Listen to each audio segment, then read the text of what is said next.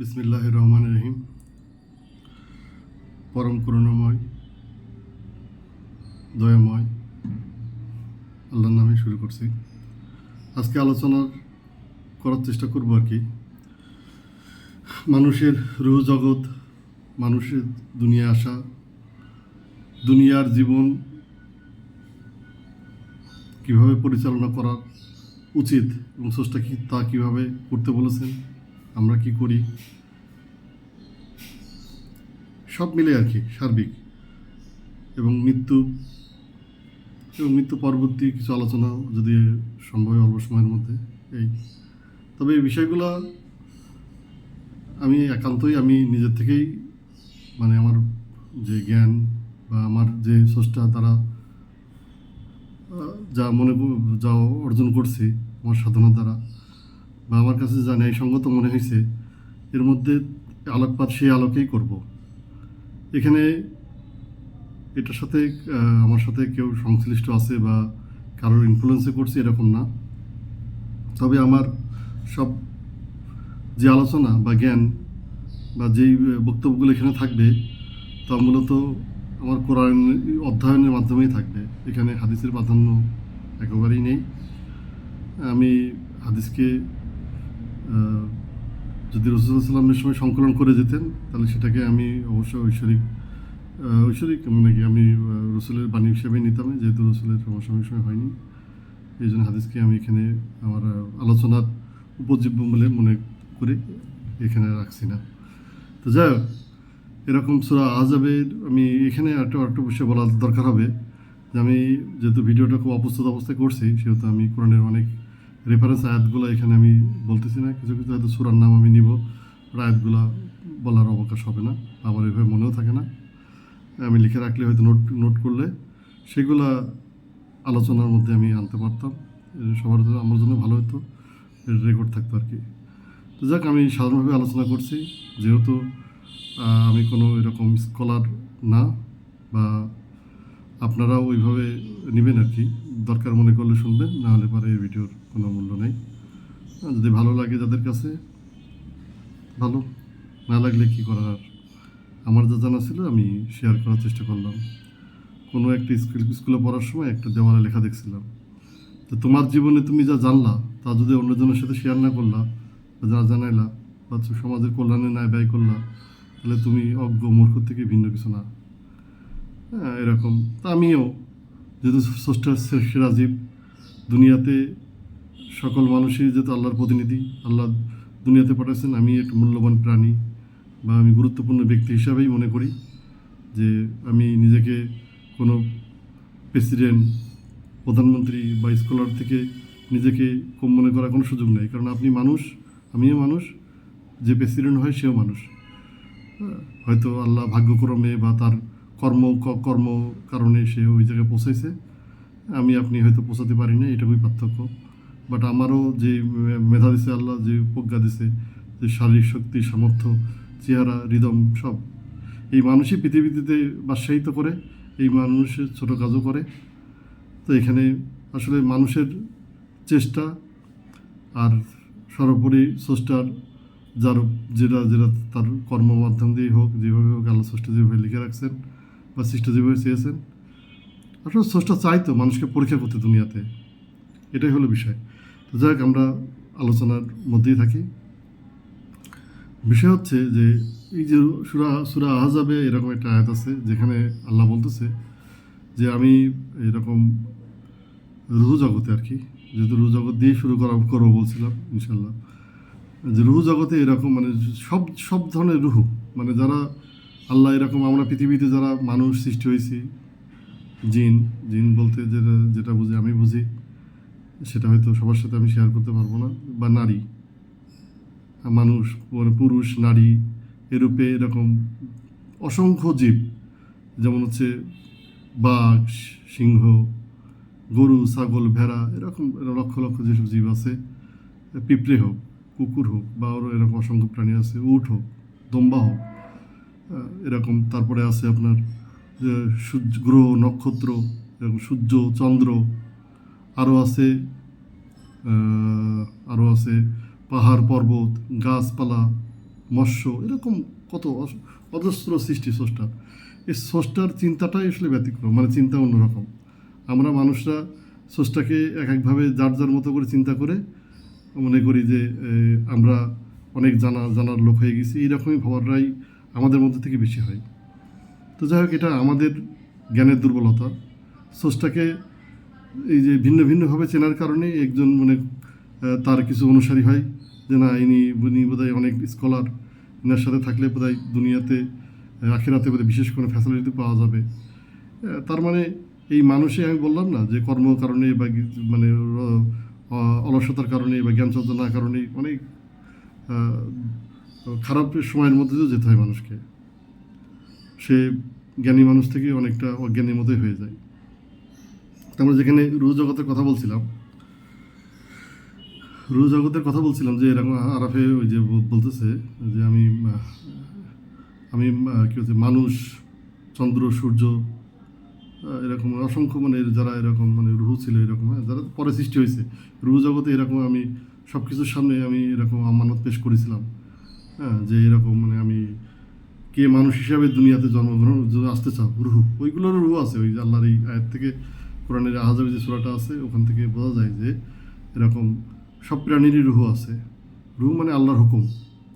যে মোবাইলের সিম কার্ড যেটা নেটওয়ার্কের সাথে সংযুক্ত হয়, সদর দপ্তর থাকে, যেমন গ্রামীণ ফোনে আমরা তো গ্রামীণ ফোন রুহের ইউজার বা বাংলা লিঙ্কের হেড অফিস থাকে এক জায়গায়, টাওয়ারগুলো দেখা যায় বিভিন্ন প্রত্যন্ত অঞ্চল টাওয়ার থাকে, মানুষের সাথে সেট থাকে, একটা সিম ভরা থাকে। ওই সিম ছাড়া ওই সেটটার একটা মানে কী বলে বাচ্চাদের খেলনা ছাড়া আর কিছুই নাই। ইন্টারনেটও দেখতে পারবেন না, কিছুই না। হয়তো কিছু ডাউনলোড গেম টেম থাকলে দেখতে পারেন, বা ক্যালকুলেটরের কাজ এগুলো হবে। তো এরকম আর কি, এরকম রুহুটাও এরকমই আল্লাহর একটা হুকুম, একটা চিপ বা সফটওয়্যার যদি বলা যায়। এটা হার্ডওয়্যার হবে কিনা জানি না, হওয়ার সম্ভাবনা কম। এক ধরনের সফটওয়্যার যেটা মানুষ বা প্রাণীর মধ্যে ওইটা আল্লাহ একটা নাম্বার বা একটা কোড হিসাবে মানুষকে দিয়ে, মানুষ এবং অসংখ্য প্রাণীর মধ্যে থাকে। তো এই অর্থে সকল যে সৃষ্টি আছে আল্লাহর, যেগুলো জীব জড়ও হতে পারে, এই জন্য বলছি চন্দ্র, গ্রহ, নক্ষত্র, এগুলো জড়ো আমরা মনে করছি, হয়তো আল্লাহ চোখের জড়ো না, স্রষ্টাই ভালো জানেন। এরকম পর্বতও তো মানে জড়ো হয় কী করে, পর্বতও বলে বৃদ্ধি হয়। এরকম মানে যত রকম সৃষ্টি আছে, আমরা তো গাছপালাও এখন জীবন আছে জেনে গেছি। যা জানি না হয়তো মানুষ বিজ্ঞানের কল্যাণে আস্তে আস্তে জেনে যাবে। স্রষ্টা সবাই, আল্লাহ বলতে সবারই রুহ আছে। এরকম আমানত যখন পেশ করলো এরকম, তো কে এরকম মানে তার মধ্যে হয়তো মানুষ হবাকে এরকম দুনিয়াতে এরকম একটা জিন্দেগি দেওয়া হবে, কখন জন্মাবা কখন মরবা কোনো ঠিক নাই, কোন অসুখ হবে না তারও ঠিক নাই, কার ঘরে জন্মাবা, মুসির ঘরে জন্মাবা না বাদশার ঘরে জন্মাবা তাও ঠিক নাই। মানে ডিটেলস হয়তো একটা সেমিনারের মতো করে আল্লাহ হয়তো রুহ জগতে আমাদেরকে জানাই দিয়েছে। ভয়ঙ্কর কথা হয়তো যেটা জানাইছে, ইনকাম করে খেতে হবে বাপ, কেউ খাওয়াই দেবে না, পদে পদে বিপদ।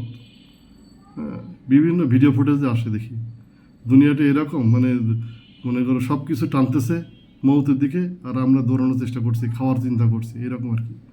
মানে কঠিন জীবনটা, মানব জীবন বড়ই কঠিন জীবন বাবা, এবং একই সাথে সৌভাগ্যবান জীবন। আমি আপনি কোন দিকে নিয়ে যাই, এটাই হলো আমাদের বিষয়। যদি আমরা সাধনার মাধ্যমে যাই তাহলে বুঝতে পারবো যে আসলে মানব জীবনটা কত গুরুত্বপূর্ণ, এবং এখান থেকে আপনি কী অর্জন করতে পারেন, এই সাধনা। এইরকম আমরা সাধারণ ওই 2-4 বার অল্প কিছু তসবি নিয়ে পড়ার মাধ্যম দিয়ে জীবনে কিছুই আসে না। বা অমুক পীরের মুড়ি ধরার মাধ্যম দিয়ে, খাতায় নাম তুলে দেওয়ার মাধ্যম দিয়ে আপনি কিছুই অর্জন করতে পারেন না। আল্লাহ হয়তো আমাকে কিছু বলার সুযোগ করে দিছে বা জানো না, যেই জন্য আমি আপনার সাথে শেয়ার করলাম, হয়তো আল্লাহর ইচ্ছা। আমি সেই আলোচনার মধ্যেই আছি, ওইগুলো আমার আলোচনা। এখন বিষয় হচ্ছে এরকম, তো মানুষ মানে এরকম বললো যে সবাই ভীত হলো এবং পিছাই গেল আর কি। ভীত হলো, কারা ভীত হলো? পাহাড় পর্বত বলছে ভীত হলো, এরকম সব কিছু ভীত হলো। কিন্তু তোমরা আমরা যে রাজি হলাম দুনিয়াতে, হ্যাঁ মানুষ সৃষ্টি করবো, এরকম আল্লাহ যখন এরকম পেশ করলো, এই অন্য রুহগুলা যেগুলো পাহাড় পর্বতের রুহ আছে সব পিছাই গেল। এরকম আরও ভয়ঙ্কর যে রুহ ছিল, গ্রহ নক্ষত্র, সব এই প্রাণী মানুষ হয়ে জন্মানোর ব্যাপারে আগ্রহ দেখালো না। ওরে বাপরে বাপ, বহুত বিপদ। পা পিছলে পড়ে যাওয়ার সেকেন্ডে সেকেন্ডে বহুত জ্বালা আছে। বড় অন্য অন্য দায়িত্বকে তারা মানে পালনকে ওরা আরও গুরুত্বপূর্ণ মনে করলো, সেফ মনে করলো, গুরুত্বপূর্ণ না সেফ মনে করলো যে না এই জায়গাটা রিস্ক নাই, এই জায়গাটা রিস্ক নাই, হয়তো আমরা একটা প্রাইজ পাবো বাল্লা এরপরে এটা এটা ডিউটি করার পরে এই অন্যান্য তো তারাও তো প্রাইজ পাবে আল্লাহর তরফ থেকে। এটা আবার জ্ঞান এবং অধ্যবসায় তাই বলে। এবং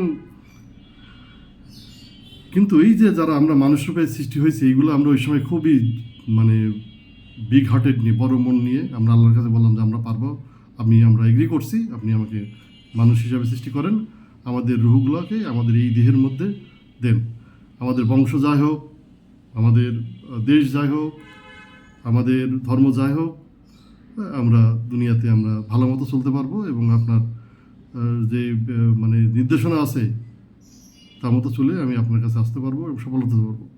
আল্লাহ বলল যে এখান থেকে তুমি যদি ফেল করো,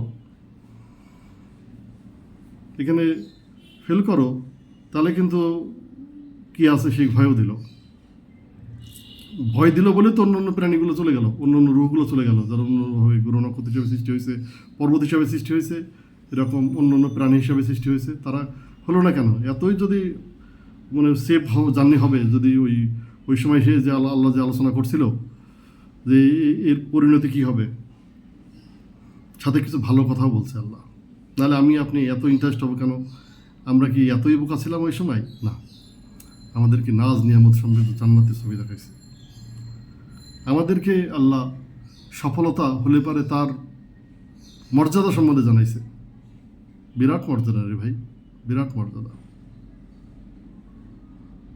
মানুষ বলে না মর্যাদা, আল্লাহ তোকে বলছে হুর, এরকম ছোটো জান্নাতটাও হবে পৃথিবীর থেকে 10 গুণ বড়। শুধু শুনেই গেলেন।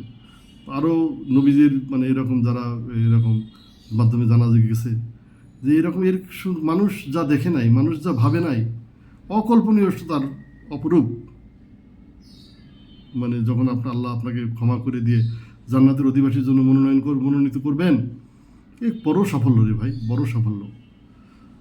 আমি দুনিয়াতে যে কি পরিমাণ যে ঠকতেছি, কি পরিমাণ যে মানে এই জন্ম নিয়ে আপনি হাত তুলে যে মানব জন্ম নিলেন, আপনি নিলাম, আমরা বড়ই সৌভাগ্যবান। কিন্তু আমরা সৌভাগ্যবান কি রাখতে পারছি? যে ভদ্রলোক হিন্দুর ঘরে জন্মগ্রহণ করছে, যে ভদ্রলোক খ্রিস্টানের ঘরেও জন্মগ্রহণ করছে, যে বৌদ্ধ ধর্ম জন্মগ্রহণ করছে, যে ইহুদির ঘরে জন্মগ্রহণ করছে, আপনি কি মনে করছেন যে সে আগেই আপনি তাকে নাক দেখে নাক ছিটকাচ্ছেন? এই ভিডিও তাদের জন্য না যারা নাক ছিটকান, কারণ তারা আমার কথা বুঝে আসবে না। আপনি মুসলমান ঘরে জন্মগ্রহণ করেছেন, তা কী হয়েছে? বিরাট সৌভাগ্যবান। এই জন্য আগেই বলে আলহামদুলিল্লাহ। আমি সেই দলের না যারা আমরা আলহামদুলিল্লাহ বলি, কারণ এই মুসলমানের ঘরের অমুক মোহাম্মদ কি বলে আব্দুর রহমানের ঘরে জন্মগ্রহণ করেছেন, আপনি নাম তো পাবেন ঠিকই, শেখ মোহাম্মদ মনে করেন আবু বকর তালুকদার, যাই পান অটোমেটিকই নাম পাবেন এরকম মুসলমান নাম। আপনি এসে ওই নামাজ নামাজের শুনবেন, নামাজ পড়তে যাচ্ছে মানুষকে, আপনার বাপ না কম পড়ুক বেশি পড়ুক নামাজ পড়বে, লা ইলাহা ইল্লাল্লাহ মুহাম্মদ রাসূলুল্লাহ, আপনার বাপ অটোমেটিকই পড়বে, আপনিও পড়বেন। তার মানে আপনি এখানে সৌভাগ্যবান কী জন্য মনে করছেন? আমার তো মনে হয় না এখানে আপনি সৌভাগ্যবান মনে করার কোনো সুযোগ আছে। করেন, আমি করি না, আমি করতে পারি না। কারণ যারা এই হিন্দুর ঘরে জন্মগ্রহণ করলো, ও মূর্তি দেখেই বড় হবে, ওর বাপ মা ওকে মন্দিরেই নিয়ে যাবে ছোটোবেলা থেকে। ও হলো রাধাকৃষ্ণই বলবে, হরে রাম হরে কৃষ্ণই বলবে। ওকে ওর কিছু করার নাই ভাই। আপনি থাকলে আপনি তাই করতেন। যদি বলেন যে না আমি করতাম না, বুকে হাত দিয়ে বলেন করতাম না, এ কি হয়? যদি করতাম না বলেন, তাহলে আপনি আমাকে বলেন যে এরকম তাদের মধ্যে যে মনে করেন যে 1 লাখ দরকার নেই, আপনি 100 দিয়েই বলি, 100 জনের মধ্যে কি একজন কি এরকম মানে উপলব্ধি করে আপনার লা ইলাহা ইল্লাল্লাহ মুহাম্মদ রাসূলুল্লাহ পড়ছে? না, এরকম হাজার হাজার প্রজন্ম চলে যাচ্ছে, আরও কত যাবে তা ঠিক না কিয়ামত পর্যন্ত। তাহলে হয় না কেন? তাহলে আমি কাকে দোষী করব? আমি তো আল্লাহকেই দোষী করব। আল্লাহ তুমি তাদেরকে তো বাপমার ঘরে ওইরকম আমাদের মতো বাপমার ঘরে জন্মগ্রহণ করতে, আমরা জন্মসূত্রেই লা ইলাহা ইল্লাল্লাহ মুহাম্মদ রাসূলুল্লাহ পড়তাম, আল্লাহ করতাম। যারা চিন্তা করো আমি এই ভিডিও আমার তাদের জন্য, এইসব ভিডিও কোনো জেনারেল সবার জন্য হয় না। কখন মৃত্যু এসে যায় জানি না, সব বলা শুরু করছি, বলে যাবো আল্লাহ যদি চাই। এইরকম এইরকম তাহলে তার মানে এখানে শুধু মনে করেন আল্লাহ বলছে যে সূরা আসরে এরকম লাস্টে একদম সূরা আসর, সূরাটাই বোধহয় ছোট, 2-3 আয়াতের সূরা, বলছে নিশ্চয়ই মানুষ ক্ষতিগ্রস্ত, কিন্তু তারা নয় যারা ঈমান আনে ও সৎকর্ম করে এবং পরস্পরকে তাগিদ করে ধৈর্য ও পরস্পর ভ্রাতৃত্বের। মানে কত বড় বড় বড় কথা, মানে ঈমান আনা আল্লাহ তো এই সূরাটা এত অল্প কথার মধ্যে ছেড়ে দিয়েছে কি জন্য? মানে সংক্ষেপে আল্লাহ বলছে যে আমার কাছে পৌঁছায় সফলতা পাওয়ার সহজ পথ শোনো তোমরা। এখানে লা ইলাহা ইল্লাল্লাহ মুহাম্মদ রাসূলুল্লাহ, এই যে লা ইলাহা ইল্লাল্লাহ মুহাম্মদ রাসূলুল্লাহ, এই যে সব কালমাগুলো কোরআনে কোথাও নাই। এর মানে এই না পড়বো না, আপনি আমি পড়বো, আমরা রাসূল সাল্লাল্লাহু আলাইহি ওয়াসাল্লামের নাম নিব, আল্লাহর প্রেরিত রসুল সে। এটাকে এর মাধ্যমে এই যে মানুষ বলে যে হলো মৃত্যুর সময় যার মুখে কালমা থাকবে সে হলো জান্নাতি। আরে ভাই, যে হিন্দু খ্রিস্টান বা বৌদ্ধ যারা মারা যাবে কালমা থাকবে তারা কি জাহান্নামী? যারা এটা ভাবেন তারা আমার কথা শুনেন না, তারা জাহান্নামী না। তাহলে কি বিষয়টা কি? কালমা আপনি আমি এরকম মহব্বতে বানাই নিছি, মূলত আল্লাহর প্রতি বিশ্বাস। আপনি রসুলের প্রতি বিশ্বাস আনলে তো অনেক ভাগ্যবান। যদি রসুলের প্রতি বিশ্বাস নাও আনেন, শুধু আল্লাহর উপর বিশ্বাস আনেন এবং আপনি সৎকর্ম করেন, এই আয়াতটা তাই বলছে নিশ্চয়ই মানুষ ক্ষতিগ্রস্ত, কিন্তু তারা না যারা ঈমান আনে ও সৎকর্ম করে এবং পরস্পরকে তাগিদ দেয় ধৈর্যের এবং ভ্রাতৃত্বের। মানে মানুষের কাজ শুধু মানে মানে এরকম মানে নবী বন্দনা করার তো আমি দেখলাম কিছু চ্যানেলই হয়ে গেছে এখন। আপনি দেখবেন মাদানি চ্যানেল, এরকম পাকিস্তানি কিছু দেখলাম, কি জানি চ্যানেল আছে। যাই হোক, হ্যাঁ, এই যে বিষয়গুলা, মানে আপনি শুধু মানে ভ্রান্তর মধ্যেই রয়ে যাচ্ছে সবসময়। আল্লাহ কি চাচ্ছে? আল্লাহ আসলে সবার, যে মরুভূমির মধ্যে আছে আল্লাহ তারও, যে নিচু তারও, এবং বাদশাহরও, এবং ইংলিশ ভাষাভাষীরও, আরবি ভাষাভাষীরও, হিন্দি ভাষাভাষীরও। আল্লাহ সমান, সবার জন্য সমান। হ্যাঁ, এখন বিষয় হচ্ছে যে আমরা যে আলাপ করছিলাম যে এই যে রুহ জগতের কথা বললাম, মানুষ পিছাই গেল কিন্তু আমরা সৃষ্টি হলাম। তো এখন আমাদের কর্তব্য হচ্ছে যে সঠিকভাবে আল্লাহকে জানা, যে আল্লাহকে আমি প্রথমেই বললাম যে আল্লাহকে আপনি যেভাবে জানি আল্লাহ তার থেকে অনেক বড়, অনেক মহান। হ্যাঁ, এইভাবে যে ধর্ম বা বিভিন্ন যে ভেদাভেদ দেখেন, এগুলো মানুষ এই পথে হাঁটাচ্ছে, তার হলো আল্লাহ বিভিন্ন সময় বিভিন্ন জিনিস মীমাংসা করার জন্য নবী ও রসুল পাঠাইছে। এরকম সহিংসতা করার জন্য না, বা মানুষ ভিন্ন ভিন্ন হয়ে যাবে এটা আল্লাহ কখনোই চান নাই। কিন্তু কি করছে, আমরা আমাদের কি বলবো, আমাদের প্রভাব বা বংশমর্যাদা বা আমাদের গোত্রের প্রভাব রাখার জন্য আমরা তাকে কেন্দ্র করেই জীবন পরিচালনা করছি। এইভাবে একটি সম্প্রদায় তৈরি হয়, এইভাবে পক্ষান্তরে আবার একটা সম্প্রদায় তৈরি হয়। দেখা যায় না যে যার কারণে দেখা যায় যে আমরা ইয়ের থেকে আলাপ করি, যেহেতু আমাদের আসমানি কিতাব হলো 4টা, প্রধান 4টা, তার মধ্যে আমরা 3টা নিয়ে বেশি বলি, কোরআন শরীফ বলবো না, কোরআন, পবিত্র কোরআন, ইনজিল এবং তৌরাত। এই যে তৌরাতের যারা অনুসারী, মানে ইহুদি যারা, তারা কিন্তু ভেঙে চুরে এসে সব কিন্তু খ্রিস্টান হয়নি, তাহলে কিন্তু ঝামেলা শেষ হয়ে যেত। আবার যারা খ্রিস্টান তারা কিন্তু সব ভেঙে চুরে মুসলমান হয়নি, তারাও হয়নি, তাহলে তো শেষ হয়ে যেত, তাহলে একই সম্প্রদায় থাকতো। আল্লাহ বলছে যে ঠিক আছে, এরকম মানুষ যখন এরকম করছে তখন বলছে যে আমি এরকম ভিন্ন ভিন্ন সম্প্রদায়, যদি তোমরা একজনের সাথে পরিচিত হতে পারো এবং তোমাদের মধ্যে কে কর্মে উত্তম তা আমি জেনে নিতে পারি। এখানে কর্মে উত্তম, ভাই, কর্মে উত্তম, এখানে ধর্মে উত্তম না। আপনার জানার মধ্যে ভুল আছে।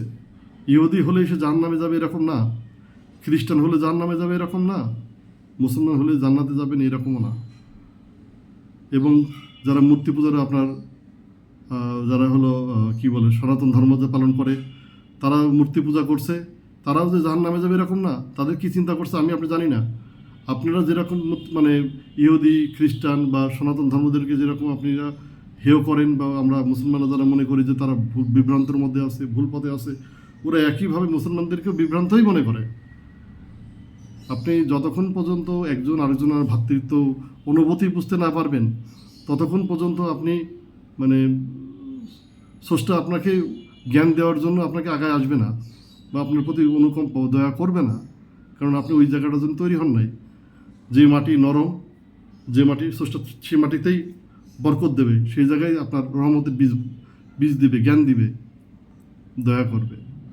এই কারণে তো দেখা যায় যে কারোর ভিতরে ওই যে প্রকৃত যে প্রতিফলন দেখা যায় না, জ্ঞানের প্রতিফলন দেখা যায় না, রহমতের প্রতিফলন দেখা যায় না। হ্যাঁ, আমরা শুধু যারা ওয়াজ নসিহত করছে বা এরকম বড় দাড়ি আছে, টুপি আছে, জুব্বা ইসলামী করে, তাদেরকেই আমরা রেসপেক্ট করি আর করি। তাদের কথার মধ্যেও দেখা যাচ্ছে যে অনেক ভুল ভ্রান্তি, গল্প কিচ্ছা, তারপরও আমরা তাদেরকেই মনে করছি ঠিক আছে, এছাড়া তো পাই নাই। যাক, দুর্ভাগ্য। বুঝতে হবে যে আসলে কি স্রষ্টার কাছে, আপনার কাছে মুসলমান, হিন্দু, খ্রিস্টান আছে, স্রষ্টার কাছে সে আর আপনার আমার মতোই মানে মানুষ, যাকে আল্লাহ আশরাফুল মাখলুকাত হিসেবে সৃষ্টি করেছেন। তাকে দুনিয়ার এটা নির্দিষ্ট জীবন দিছে, তাকে কর্মপন্থাও জানাই দিছে। এরকম রুহ জগতের পরে যখন দুনিয়াতে মানুষ আসলো, এর মধ্যে একটা আসার আগেও কিছু ঘটনা ঘটে গেছে। ওই ঘটনার আলোচনা করলে পরেই আমাদের করণীয় জানা যাবে, এবং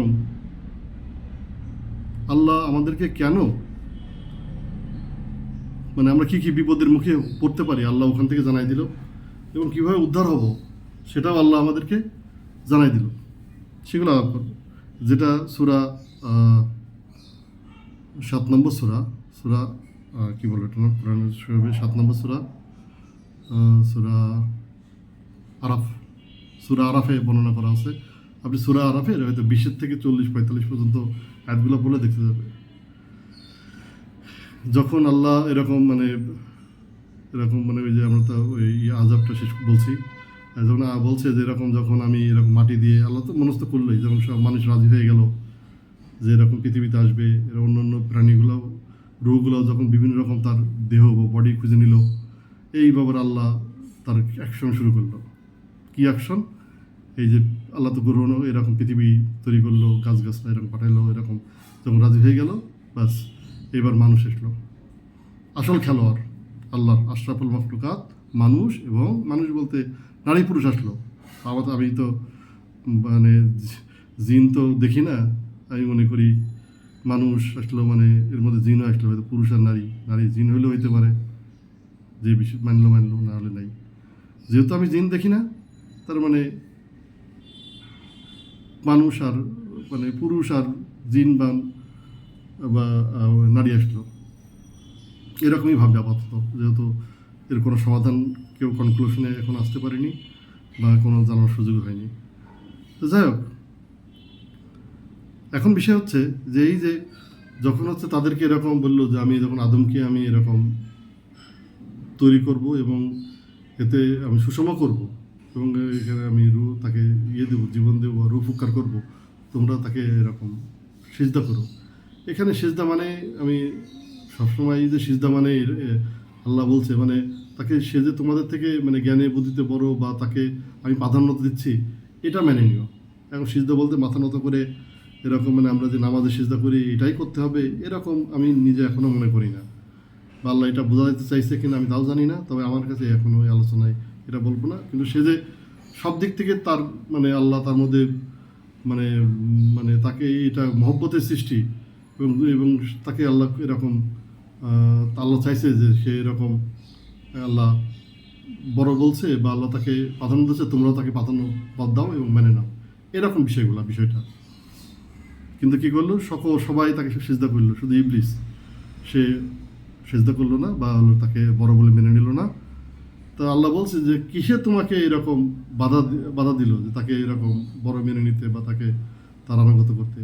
তো বললো যে আমি এরকম আগুনের তৈরি, সে হলো মাটির তৈরি, এবং সে হলো এরকম আরও জানা যায় সেই ইবলিস যেটা, সে একজন ফেরেশতা, সে অনেক স্রষ্টার কাছাকাছি ছিল, যার কারণে তার ভিতরে আসলো যে কেন আমি তাকে মেনে নেবো, কেন আমি তো স্রষ্টার রাইট হ্যান্ড, বা হলো স্রষ্টার সবচেয়ে কাছের একজন, তাহলে আমি কেন মেনে নেব? পরবর্তীতে যখন মানল না, তখন কি হলো? আল্লাহ তাকে তখন কি বললো, যে ঠিক আছে তুমি আজ থেকে এরকম তোমার শয়তান, হ্যাঁ এরকম। তখন বললো যে যে কারণে আল্লাহ তুমি আমাকে এরকম অপছন্দ করছো বা আমাকে এরকম দূরে সরাই দিচ্ছ, তারা আল্লাহ আল্লাহর আসলে সবই নকশা আর কি, সবই তার পরিকল্পনার অংশ। দুনিয়াতে মানুষ পাঠাবে এরকম রুহু যখন আল্লাহ লাখ লাখ কোটি কোটি সৃষ্টি করলো, ওই যে বললো রাজি হলাম, তা আল্লাহ তো দুনিয়াতে পাঠাবেই। আপনি শুধু বুঝতে অসুবিধার কারণেই যত খেলার মধ্যে আমরা পিছাই পড়ছি, সেই কথাগুলাই বলার চেষ্টা করছি। তো এখন রুহু জগতে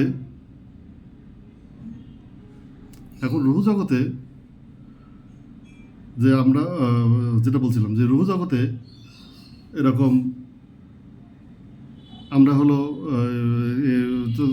যখন হলো এরকম মানে আমরা দুনিয়াতে এরকম ছড়াই গেলাম, তখন হলো ইবলিশ আল্লাহর কাছ থেকে কিছু ক্ষমতা নিল, যে আমি তাদেরকে বিভিন্নভাবে ভ্রান্ত করবো। এগুলো কোরআনের আয়াত থেকেই বলতেছি, যেটা আপনি যে বললাম আরাফে পেয়ে যাবেন। হ্যাঁ, যে হলো আমি তাদেরকে বিভিন্নভাবে আমি মানে গুমরাহের মধ্যে ফেলবো। হ্যাঁ, তাদেরকে বলছে ওপর দিয়ে, নিচ দিয়ে, ভিতর দিয়ে, মানে বলছে যে রগ দিয়ে, শিরা দিয়ে, হ্যাঁ তাদেরকে আমি বিভ্রান্ত করবো। মানে যেটা হলো ওই প্রথমেই যে কিছু আলাপ করে গেছি, যে হলো এরকম কঠিন হবে না, সেই কঠিন কথাগুলো আবার বলছে দেব, কিন্তু বিভ্রান্ত করবো মানে সে মানে তাকে মানুষকে ব্যর্থ দেখাবেই, মানে তাকে বিভ্রান্ত করবে। মানে দুনিয়াতে যে মানুষের জার্নি সহজ হবে না, এটা মানুষের রুহ জগতেই মানে আল্লাহ ক্লিয়ার করে দিচ্ছে। ওই জন্যই তো সব অন্যান্য প্রাণীগুলো সরে গেছিলো, কিন্তু আমরা রাজি হয়েছিলাম। তো খুব ভালো কথা। সে এরকম তাহলে এরকম দুনিয়াতে তখন ওরা কী করলো, এরকম আদম আর হাওয়াকে একটা তো বেস্তের একটা জায়গায় রাখছিল, এটাই জানা যায়। তো তারা যখন এরকম এদন বাগানে ঘোরাঘুরি করছিল, হ্যাঁ তারা দুইজন এরকম, তখন যেহেতু দুনিয়াতে মানুষ হিসেবে আসবে, তাদের তো ভুল করতেই হবে, বা ভুল করে ফেলবে, না দুনিয়াতে আপনি আসবে কীভাবে, লক্ষ লক্ষ কোটি কোটি মানুষ আসবে কীভাবে, দুনিয়া আবাদ হবে কী করে, জান্নাত জাহান্নামের ফয়সাল হবে কীভাবে। হ্যাঁ দেখেন, তারপরেও তখন কী করলো, যে একটা গন্ধ ফল খেলো। এখানে ফল আসবে কী জন্য? গন্ধ ফল খেলোর সাথে পাপের কী সম্পর্ক? আল্লাহ বলছে একটা এই ফলটা থাকবে, তোমরা খেও না। এই খাওয়ার সাথে কোনো মানে একটা ফল না খেলে কী হয়? কিন্তু আহাজাবে পড়বেন, 40-এর দিকে আছে যে তারা কি বললো, বিবস্ত্র, হ্যাঁ একজন আরেকজনকে মানে বিবস্ত্র, হ্যাঁ চিনাইলো। তার মানে গন্ধ ফল না, অন্য কিছু খাইছে। যেটা পরিষ্কার করেই বলি যে নারী স্ত্রী পুরুষের যে সম্পর্ক, তারা এটা করে ফেলছে, যেটা আল্লাহর নিষেধ ছিল। আল্লাহ নিষেধ করছিল মানে আল্লাহ তো এমন একজন যিনি শুরু শেষ যার নাই, সবসময়ই বিদ্যমান, সবসময়ই থাকবে। এটা আমি নাস্তিকদের জন্য বলছি, যারা নাস্তিক বা সংশয়বাদী। ভাই সংশয়বাদী হলো একটা অসুখ। আপনি ওই মনের জায়গা থেকে এই সোর্সটাকে ফিলই করেন নাই, যার কারণে আপনি সোর্সটাকে দেখতে পারেন নাই। দুনিয়া অসুখ বিসুখ দেখে আপনি পরিচিত হন যে ওরে আল্লাহ এত অসুখ বিসুখ, এত সমস্যা, এই সোর্সটা এইভাবে করে নাকি? মানুষ মানে সমানে মরে যাচ্ছে, গাড়ি অ্যাক্সিডেন্ট করতেছে। আরে ভাই আমরা তো সব জেনেই আইছি, বললাম না শুধু কাঁদতে হবে, শুধু কাঁদতে হবে। বাপটাকে কবর দিয়ে আসবেন, সন্তানের এসে বাড়ি দেখবেন অসুখ, বিল্ডিং ভেঙে পড়বে, ইমান রাখতে পারবেন না। এ জায়গায় রাজি হয় নাই তো, ইট পাথর পর্বতও রাজি হয় নাই ভাই মানুষ সৃষ্টি হইতে। আপনি রাজি হয়েছি। আবার বলছে তোমরা জালে মূর্খ, এটা ওই আয়তেই বলা আছে। ওই সময় যদি বলতাম যে জালে মূর্খ বলছে, তাহলে বলতেন যে আল্লাহ, এটা আমার শুনে কথা যখন আসবে তখন আমরা জালেম, ওরা এই যে কথা বলটা, আমরা জালেম হয়ে গেছি, আমরা নাস্তিক হয়ে গেছি, সংশয়বাদী। আল্লাহ আছে কিনা, এত সুন্দর পৃথিবীর পরিকল্পনা আল্লাহর, দিন রাত্রে হওয়ার জন্য চন্দ্র সূর্য যে কী মিল বন্ধনী, তারপরেও আমরা মানুষ নাস্তিক হয়। কীভাবে হয়? মানুষের যে গঠন প্রকৃতি, এ দেখলে এটা অটোমেটিক হয়? মাটি এমনি চাষ হয় নাকি? এমনি হয়? মার পেটে যে বাচ্চার যে 9 মাসের যে চক্রকাল, এটা স্টাডি করে দেখেন, কত পরিকল্পিত, কত মহান আমার মাহবুদের। আল্লাহ না বলতে তাহলে না চান, না বলেন, আল্লাহ বলা দরকার নেই। মহান মাহবুদ স্রষ্টা, সে পিতা, মহান পিতা। ঈসা আলাইসাল্লাম তাকে পিতা বলেছিল। সে মানুষ ভুল বুঝেছে, মুসলমানরা ভুল বুঝছে, খ্রিস্টানরা ভুল বুঝছে। সে ঐশ্বরিক পিতা, পিতা সে হলো পিতা, যেটা আমরা দুনিয়াতে হই, যেটা কি বলে বীর্যর মাধ্যমে নারীর কাছে যাওয়ার মাধ্যমে হয়, ওই পিতা পুত্র বোঝাই নাই। আল্লাহ এত নিম্ন শ্রেণীর কাজ আল্লাহ করার সুযোগ নাই। এত আল্লাহ অনেক বড়, এখানে ক্ষুদ্র জিনিসের সাথে আল্লাহর এরকম সম্পর্ক স্থাপনের সুযোগ নাই। এটা উনি মানে তুমি জ্ঞানের কারণে বুঝছো, পাপ করতেছো ভাই। আমরা ভুল করে এগুলো করি, পাপ করি। এটা হবে সেই যে তার এই যে দুনিয়ার যে মহান, আর যেহেতু ঈসা হলো প্রচণ্ড, আল্লাহ তাকে জ্ঞান, প্রজ্ঞা আর পবিত্রতা দান করছিল, পবিত্র নারীর মাধ্যম দিয়ে আসছিল, এই জন্য যে পিতা বলে ডাকছে, মানে আবেগে। এ পিতা সেই পিতা না, এ পিতা মানে সে তার কাছে আসছো, তার কাছেই যাবা, সার্বক্ষণিক অভিভাবক। এই যে ফ্যাসাদের মধ্যে পড়বা, ভয়ে ডরে, তুমি বাঁচাও পিতা, এরকম আর কি। আমার নবী বড়ই ভয়ের মধ্যে জীবন কাটাইতো। এত সহজ না রে ভাই, দুনিয়াটা এত সহজ না। আমাদের দুনিয়া কিচ্ছু করা হচ্ছে না। দুনিয়া যদি দুনিয়া করতে হয়, হাত পা ঠান্ডা হয়ে যাবে। আপনি আপনার অন্যজনের সাথে হক বুঝাই না দিয়ে আপনি পারবেন না। আপনি ব্যবসায় অধিক মূল্যবান লাভ করার জন্য যা তা করে অন্যায় অবিচার করতে পারবেন না। এখানে এই জায়গাগুলোতে আত্মার আসে, পরিশুদ্ধতা আসে। শুধু নামাজ পড়ার মাধ্যম দিয়ে আপনি আপনার দায়িত্ব শেষ করতে পারেন না, এত সহজ না। 5 ওয়াক্ত নামাজের মধ্যে দিয়ে কর্ম শেষ করে দেওয়া, রোজার মধ্যে দিয়ে আপনার কর্তব্য শেষ করা হয় না, আপনার হজের মধ্যে দিয়ে আপনার দায়িত্ব শেষ করা হয় না, জাকাতের মাধ্যমে শেষ করা হয় না। এগুলো একটা কর্ম, এটা আল্লাহর হুকুম। এর মাধ্যম দিয়ে আপনার শুধু কিছু কিছু জায়গায় অ্যাটেন্ড করা হয়। এর গভীরতা অনেক, আত্মার পরিশুদ্ধি। তো যাক, যেখানে আলোচনায় ছিলাম আর কি, যেখানে ওই যে আদমের কথা বলছিলাম, তো আদম আলাইসাল্লামের কথা বলছিলাম আর কি। আদম এরকম দুনিয়াতে তারা হলো এরকম, মানে যখন তারা এরকম করে ফেললো, স্বামী স্ত্রী মানে মেলামেশার মতো হয়ে গেল, তখন কি হলো? আল্লাহ তাদেরকে বললো যে কী ব্যাপার তোমরা? তখন এরকম আদম বলছে, হ্যাঁ আল্লাহ বলছে, আদম নিজেদেরকে মানে এরকম জড়াইলো কি দিয়ে। তারা কিন্তু জানা যায় যে অলঙ্গ ছিল। তখন তারা এরকম বিভিন্ন ডালপালা, গাছের ছাল, বাকল, পাতা দিয়ে তাদেরকে আবৃত করল। তা আল্লাহ বলছে যে কী ব্যাপার, কিসে তোমাদের এইগুলা, মানে তোমার এই কীভাবে বুঝলা যে তোমরা ইয়েতে মানে এরকম লুকাই চোরাই বলছে আমরা তো উলঙ্গ, আল্লাহর সঙ্গে আসতেই ভয় পাচ্ছে। তার আগে মানে ঠিকই চলাফেরা করেছে, কোনো সমস্যা হয়নি, কারণ তখন তার এই জ্ঞান ছিল না।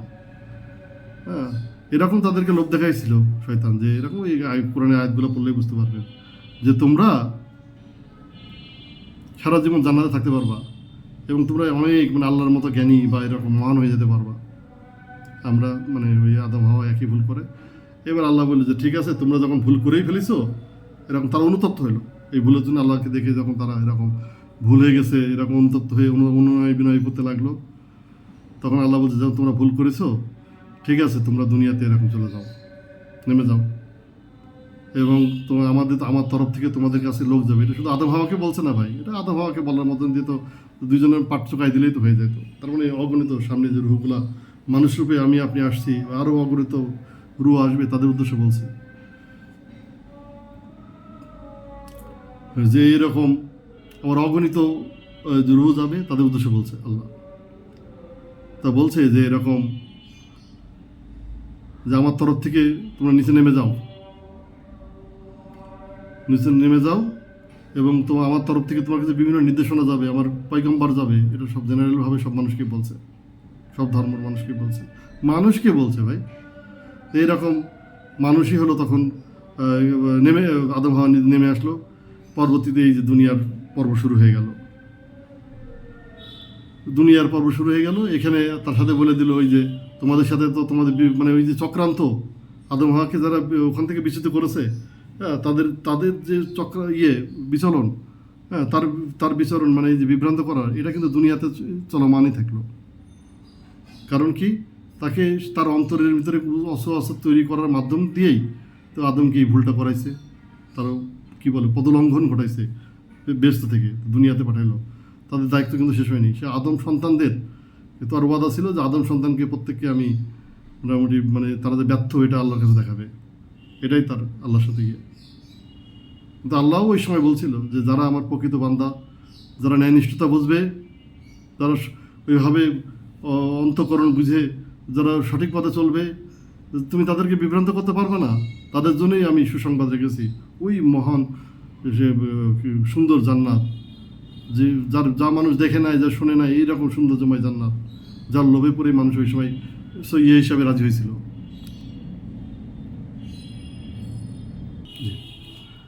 এখন মানুষের যেই যে শয়তান যে তার পিছনে লেগেই থাকবে, মানে এরকম তো এটা তো ওই আদমের থেকেই চলে আসছে। তো তারই ধারাবাহিকতা কিন্তু এখনো এই যে চলমান, যে মানুষ এই যে আমাদের বিভিন্নভাবে আমাদের মধ্যে মানুষের এই যে মানে মানে আমাদের এই যে লোভ লালসায় পড়ে যাচ্ছে। আমরা যে ওই যে রুহ জগতে যে আমরা যে মানে এই যে দুনিয়াতে সফল হয়ে আমরা জান্নাত পাই যাব, এ আমাদের ভুলাই দিছে। আমরা আর ওই কথা মনেই নাই যে আমরা আমাদের উদ্দেশ্য কী, আমরা দুনিয়া জিন্দগির পরে আমরা আসলে চাচ্ছিটা কি, আমাদের কাঙ্ক্ষিত অবস্থান হওয়া উচিত কোথায়, আর আমরা কোন অবস্থানে আছি। হ্যাঁ, আমরা মানে সে তার যে তার কাজ সে করে যাচ্ছে, কিন্তু আমরা আমাদের কাজ করতে পারছি না। তার কাজ বলতে হলো যে যে আমাদের শয়তান বলি যাকে, বা আমি তো তাকে পরীক্ষার মাস্টার বলি। সে তার পরীক্ষার জন্য সে কঠিন প্রশ্ন রেডি করে রাখছে, কঠিন আমাদের উপরে নজরদারি রাখছে, আর আমরা ব্যর্থতার পরে ব্যর্থতা হয়েই যাচ্ছে। হ্যাঁ, আল্লাহ তাকে ওই রকম ক্ষমতা দিয়ে পাঠাইছে। আল্লাহ ক্ষমতা না দিলে পরে সে ক্ষমতা পাইতো, জীবন এরকম ব্ল্যাক অ্যান্ড হোয়াইট হয়ে যেত, কালার টেলিভিশনের মতো, এলইডি টেলিভিশনের মতো হইতো না, ভালো ভালো সেটের মতো হইতো না, অ্যান্ড্রয়েড সেট এখন ওই যে বাটনওয়ালা সেটের মতো হয়ে যেত। তো যাই হোক, আমরা যে আলোচনার মধ্যেই থাকি। এখন বিষয় হচ্ছে যে সে তার কাজ, শয়তান তার কাজ করেই যাচ্ছে অসুয়াশা দিয়ে। আজকে আমাকে বোঝাচ্ছে যে তুমি নিজ, ছোট জাত, আমি বড়, অহংকার নিয়ে এসে দিচ্ছে। তারপরে বলছে এরকম অহংকারকারীর মানে জানাতে যাওয়া বা এরকম এত সব কঠিন, বরং তার থেকে শুয়ে ছিদ্র দিয়ে একটা উট প্রবেশ করানো সহজ। আগেই আপনার আমার নাম শেষ। দাড়ি পাল্লাই ওজনে কম দেওয়া আমরা করেই যাচ্ছি, আবার মসজিদেও যাচ্ছি। আমরা বিভিন্ন রকম মানে মানে যখন একটু পাওয়ার আসে, হ্যাঁ, পাওয়ার এক্সারসাইজ করে অন্যজনকে ঠকানো, নিজে বড় হওয়া, সম্পদ দুনিয়াতে জিন্দগির পরে সম্পদের কোনো মূল্য নাই জানিয়ে মানুষ মারা যাচ্ছে নির্দিষ্ট আয়ুষ্কালে। যদি মানুষ তার জীবন যদি কোনো দুর্ঘটনা ছাড়া যদি এবং বৃদ্ধ হয়েও মরে, তাও তো একটা মরে, এমন না যে মানে সারা জীবন শিক্ষা বেঁচে থাকে এরকম দৃষ্টান্ত আছে, তাও তো নাই। তারপরও একটা বিল্ডিংয়ে আমরা সন্তুষ্ট হই না, একটার পরে আরেকটা আরও চাই। এইগুলা সে তার জায়গায় সফল হয়েই যাচ্ছে। কিন্তু এখানে কি বুঝতে পারছি না আমরা যে আমরা আমাদের সৃষ্টির উদ্দেশ্য কী ছিল? আল্লাহ এখানে সৃষ্টির উদ্দেশ্য আল্লাহ তার পুরা কোরআন শরীফের মাধ্যমে আপনি পাবেন। পবিত্র কোরআনে সব জানাই দিচ্ছে আল্লাহ যে আমাদের কী করা, আমাদের ডিউটি কী। আমাদের ডিউটি হচ্ছে, ডিউটিগুলো একটু এখন একটু কথা বলি। আমাদের ডিউটি হচ্ছে ইমান আনতে হবে আল্লাহর প্রতি, স্রষ্টার প্রতি। যেটা ইহুদি হলেও কোনো সমস্যা নাই, খ্রিস্টান হলেও সমস্যা নেই। আল্লাহর কাছে ইহুদি খ্রিস্টান বলে কিছু না। আল্লাহর কাছে সে একটা সৃষ্টি, যেটা তার রুহ জগতে সে এগ্রি করেছে। সে দুনিয়ায় এসে সে একটা পার্টিকুলার কোন জায়গায় পড়বে, কোন প্রশ্নপত্র সে পাবে তারও ঠিক নাই।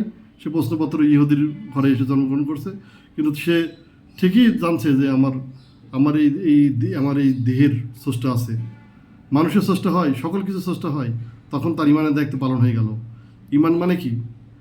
ইমান মানে হচ্ছে আল্লাহর প্রতি বিশ্বাস যে আমার একজন স্রষ্টা আছে, সব কিছুর একজন স্রষ্টা আছে, যে এরকম কিতাব পাঠায় আমাদেরকে জানাই, তার কাছে ফিরে যাওয়া লাগে এবং সে বিচার করবে, জান্নাত জাহান্নাম আছে, বিচারের পর ফয়সালা হবে। এইগুলো হচ্ছে ইমান। আল্লাহ বলছে যে এবার আমার কাছে মানে সেই কোরআনে আয়াতগুলো পড়বেন যে আমার কাছে সেই শ্রেষ্ঠ যা তাকওয়া বেশি। তাকওয়ার সম্বন্ধে জানতে হবে তাকওয়াটা কি।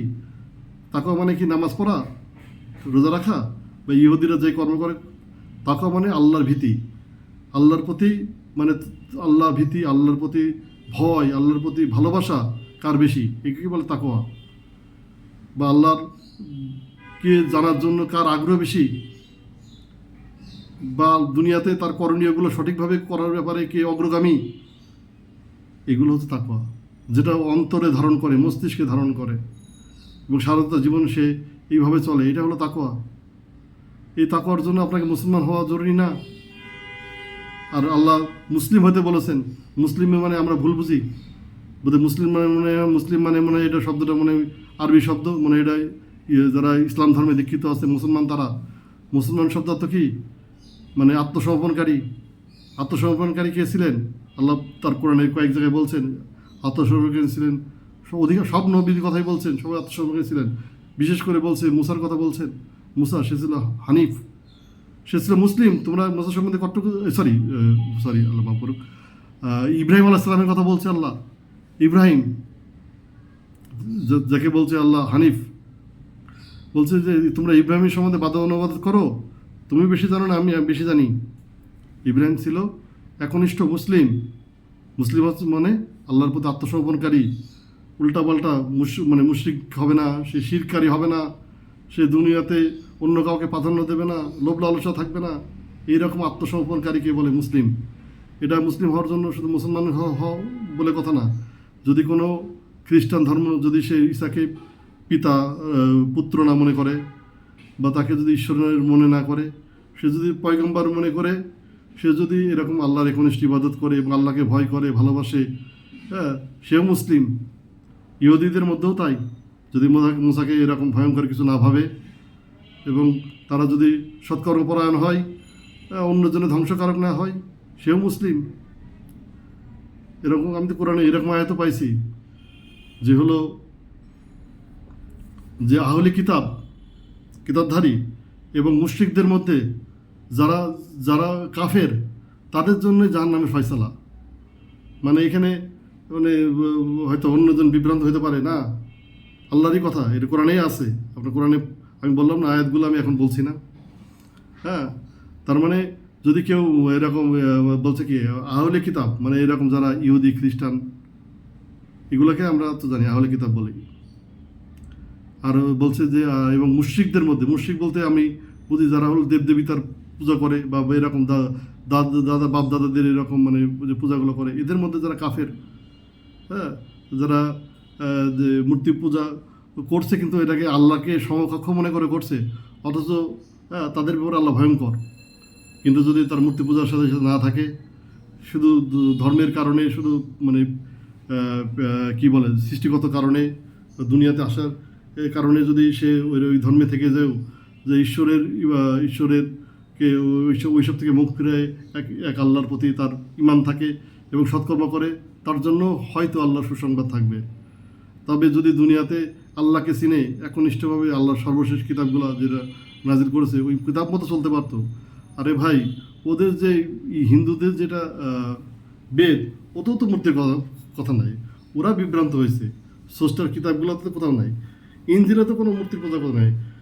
ওখানে তো ঈসা আলাইহিস সালামকে পুত্র বানানো হয় নাই, পুত্র তো পরবর্তী সময় মানুষ বানাইছে। আল্লাহ হচ্ছে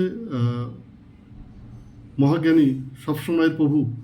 সে তার তিনি কখনো মানুষকে বিভ্রান্তের কথা বলেন নাই। আমরাই মানুষই বিভ্রান্তের পথে আমরা নিজেদেরকে জ্ঞান দ্বারা আমাদের কি বলবো, আমাদের যে প্রাধান্য রাখার জন্য আমরা এই ভুল ভ্রান্তিগুলো করে গেছি প্রতিনিয়তই। এইভাবেই আমরা আজকে বিভিন্নভাবে নিজেদের প্রতি জুলুম করছি।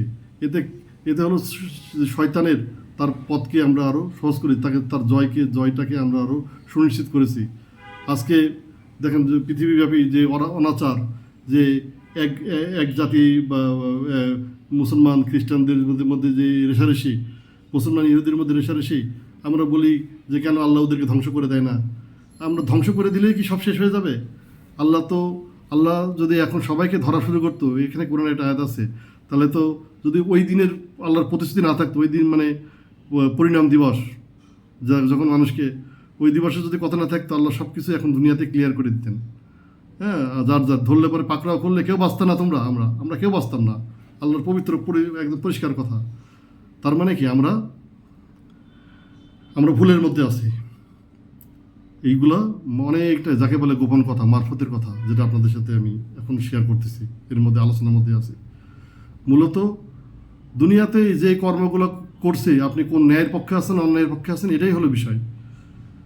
আজকে অন্যায় শাসক আপনার কাছে আপনার যে উৎসাহ পেয়ে আপনার তাকে সমর্থন করার কারণে আপনি নিজে ন্যায়নিষ্ঠতার কথা জেনেও সেটাকে যে ন্যায়নিষ্ঠতাকে বিসর্জন দিয়ে আপনি অন্যায় শাসককে যে সুযোগ করে দিচ্ছেন, এইটা হলো আপনার পাপ।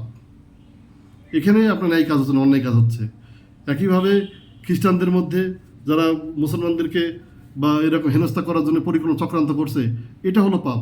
ওদের মধ্যে যদি কেউ এরকম হিন্দু, খ্রিস্টান, বৌদ্ধ এরকম প্রাধান্য বিস্তার বা হলো নিজেদেরকে যদি না করার ভাবে এরকম সরল মনে চলতো, তাহলে পাপ হতো না। ওদের মধ্যেও এরকম থাকতে পারে যারা এরকম সমর্থন করে না, অন্যায়ভাবে জেরুজালেমকে বা ফিলিস্তিনিদের উপর অত্যাচার করাকে সমর্থন করে না, কিন্তু যারা রাজনৈতিক ব্যক্তিবর্গ যারা করতেছে বা যারা এরকম, তারা পাপী।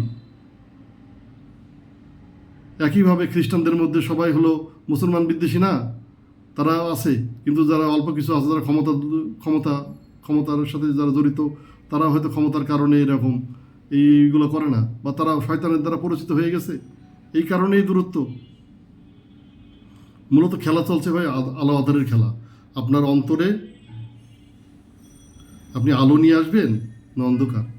আলোর মাধ্যম দিয়ে দুনিয়ার এবং আল্লাহর সাথে সম্পর্ক স্থাপন সহজ হবে।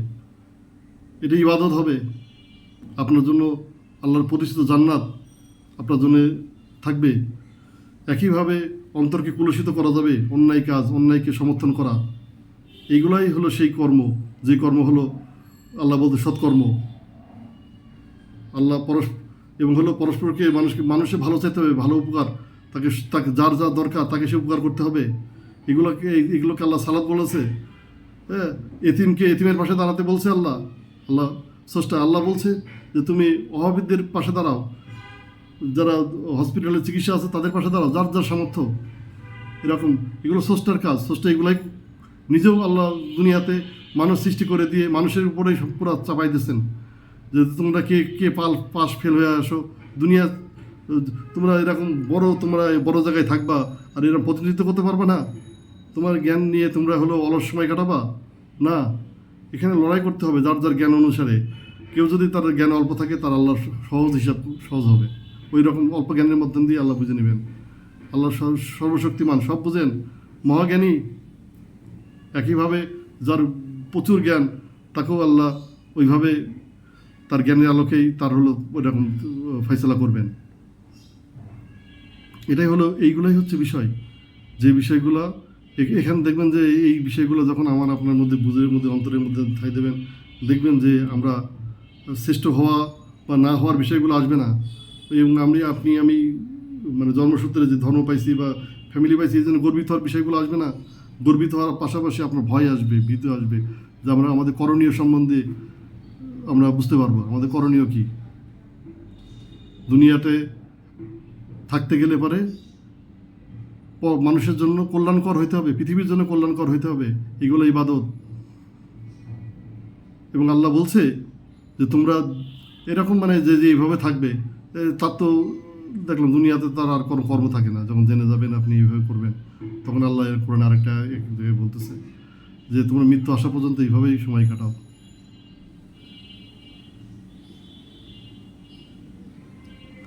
এবং আল্লাহ অনেক জায়গায় কোরআনে বলছে, মানে এই যে এই বিশ্বাসী অবিশ্বাসীভাবে যেভাবে মানুষ চলে, হ্যাঁ, বলছে যে তোমরা কি মনে করো যে মানে এরকম এত সহজেই তোমরা জান্নাত পেয়ে যাবা?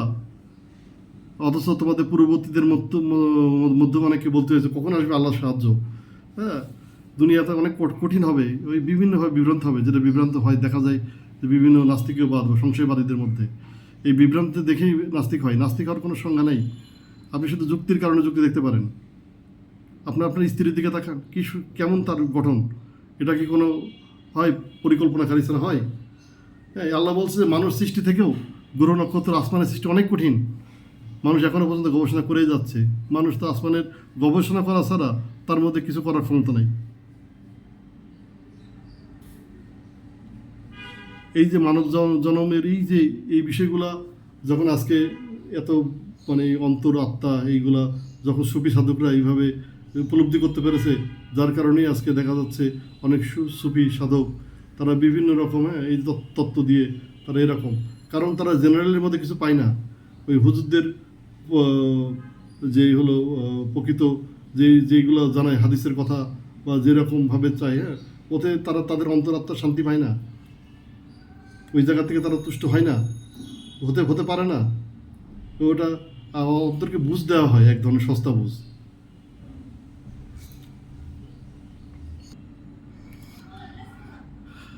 এখন বিষয় হচ্ছে যে মানুষের করণীয় তো আলোচনাই করছি। এখন দেখা যাচ্ছে যে পৃথিবীতে মানুষ কোটি কোটি মানুষ, বিভিন্ন দেশ, বিভিন্ন জায়গায় মানুষের বিভিন্ন রকম চিন্তাভাবনা, হ্যাঁ, অথচ আমরা বিচার করতেছি আমাদের সেন্টিমেন্ট দিয়ে, যেখানে মানে মানুষের মধ্যে কমন কিছু মানে যদি মানে একটা দেশের মধ্যে যদি গণতন্ত্র থাকে, দেখা যায় তার মধ্যেও 8-10টা দল থাকে বা আরও বেশি দল, মানে চিন্তাভাবনা ভিন্ন, এক দল আরেক দলকে সমর্থন করে না। সেখানে এইভাবে কীভাবে চিন্তা করা যায় যে পৃথিবীর মানুষগুলো একইভাবে সবাই একই ধরনের বুঝ নেবে, আপনার আমার বুঝ, যে একটা ওয়াজ করে গেলেন বা একটা কথা বললেন, কিন্তু আল্লাহর ব্যাপারে সবাই অভিন্ন, কেউ স্রষ্টার ব্যাপারে সবাই ভীত, অল্প কিছু নাস্তিক বা ছাড়া। যারা স্রষ্টার ব্যাপারে যারা প্রত্যেকেই অনেক ভীত এবং হলো ইবাদত তারা করে গোপনে, আপনি জানেন। এই জন্য ভিন্ন নামে আমাদের তাদেরকে ডাকারও দরকার নাই, আমরা তাদের প্রত্যেকের প্রতি রেসপেক্ট রাখবো। তবে এখানে সফলতার চাবিকাঠি হলো আপনি জীবনটা কীভাবে পরিচালনা করছেন, কতটা ন্যায়নিষ্ঠতার সাথে অন্তরাত্মাকে কতটা পরিশুদ্ধ রেখে, হ্যাঁ, এবং স্রষ্টার সাথে সম্পর্ক স্থাপন করার চেষ্টা করছেন কিনা। খুব কম লোকেরই এই সুযোগ বা সৌভাগ্য হয় যে স্রষ্টার সাথে সম্পর্ক স্থাপন করা। স্রষ্টার সাথে সম্পর্ক স্থাপন করতে গেলে আপনাকে পাপ মুক্ত হওয়ার চেষ্টা করতে হবে। হৃদয়কে কারোর জন্য কোনো বিশেষ অনুসারী হওয়ার চিন্তা ভাবনা করা যাবে না।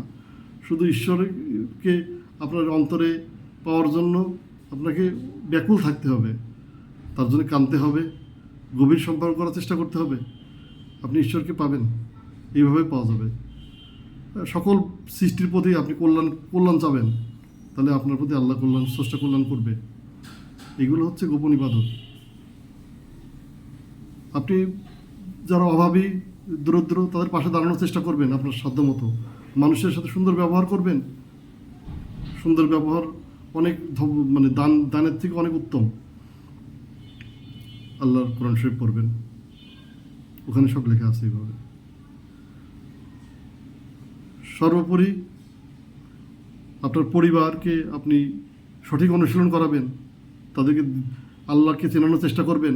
প্রত্যেকে যদি আমরা প্রত্যেকে আল্লাহকে সন্তানদেরকে বা তার পরিবারকে যদি আল্লাহমুখী করার চেষ্টা করি, স্রষ্টামুখী এবং ন্যায় অন্যায় জ্ঞান দিই, তাহলে সুষ্ঠু একটা ন্যায় অন্যায়ের জ্ঞান দিই। তাদেরকে যদি এরকম টাকা পয়সা অধিক দরকার নেই বা এটা এইভাবে কী বলে যেমন তেমনভাবে সম্পদশালী হয়ে অন্যায় করার দরকার নেই, এবং নিজেও যদি এইভাবে চলেন এবং পরিবারকেও যদি এইভাবে চলার কথা বলি, হ্যাঁ, যে অসৎভাবে উপার্জন করা বা অসৎ উপায়ে মানুষকে ঠকানো বা মানুষের প্রতি জুলুম করা, এগুলো যদি পরিবার থেকে যদি আমরা সংশোধন করি, প্রত্যেকটা পরিবার একটা ইনস্টিটিউট হয়ে যাবে, হ্যাঁ, সমাজ চেঞ্জ হয়ে যাবে, অঞ্চল চেঞ্জ হবে, রাষ্ট্র চেঞ্জ হয়ে যাবে, পৃথিবী চেঞ্জ হয়ে যাবে।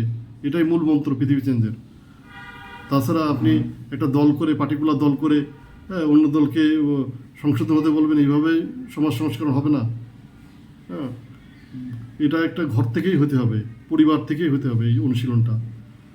পৃথিবীব্যাপী মানুষকে চেঞ্জ করতে গেলে, হ্যাঁ, এরকম যখন একটি শারীরিকভাবে একটা সুন্দর রাষ্ট্র হবে, হ্যাঁ, তখন হলো পৃথিবীর মধ্যে একটি মানে স্রষ্টাকে বোঝার মতো অবস্থা দাঁড়াবে। হ্যাঁ, এই যে পৃথিবীর যে বিভিন্ন রকম বিশৃঙ্খলা, এই বিশৃঙ্খলা অনেক অনেক দিনের সৃষ্টি। এই বিশৃঙ্খলা বললেই শেষ হবে না।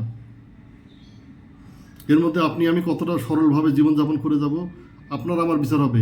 এই বিশৃঙ্খলার কারণে আপনি ওইভাবে হবেন না। যদি আপনার ন্যায়নিষ্ঠতার জায়গা থাকেন, আপনি যদি সরলতাভাবে জীবন পরিচালনা করেন, আপনার জীবন জীবন পরিচালনার মধ্যে যদি আপনি স্রষ্টামুখী থাকেন, যদি শিরক মুক্ত থাকেন, মানুষের জন্য সৃষ্টির প্রতি কল্যাণকর হয়ে থাকেন, তাহলে আপনি ওই আল্লাহর কাছে মানে আপনার রুহু যে মৃত্যুর পরবর্তী যে জার্নি, এটা সহজ হয়ে যাবে।